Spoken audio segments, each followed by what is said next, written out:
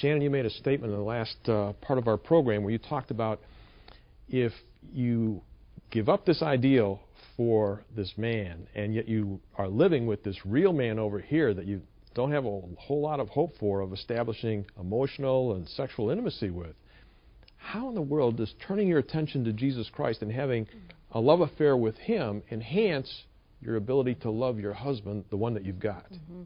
Well, oftentimes women assume that if I let go of my ideal that my husband doesn't live up to, what have I got left? What you've got left is reality, and you can actually make reality really, really wonderful when you start looking to God to meet your emotional needs, and that is a foreign concept with many women. Unfortunately, we grow up in churches where the preaching is all from a masculine perspective, and they don't preach a whole lot about Jesus being the lover of your soul in the majority of the churches in America. And so this is a new concept for me as a 20-something-year-old youth pastor. But what I realized is that, my walk with the Lord is very, very public.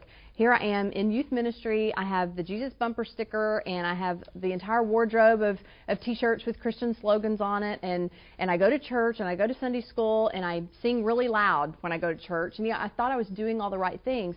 And what I failed to understand is that, the only time you take your Bible off the shelf is when you need to prepare a lesson for the youth group. The only time that you're ever, really in prayer to God is to give you another morsel of something you can use in your ministry.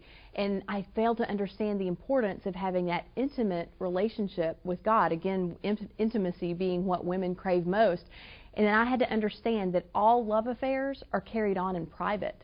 That if the only time that a husband and a wife ever spend together is out in public, they really don't have a very intimate relationship. And I needed to engage in an intimate relationship with God in my own private, quiet time. I needed to spend time in my closet with the Word, praying my heart out, listening for His voice.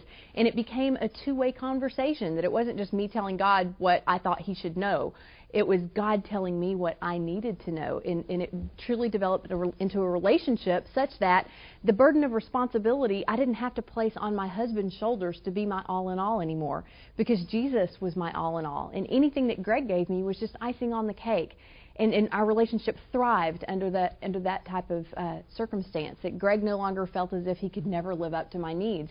God was filling my cup, and anything that Greg gave me was overflow.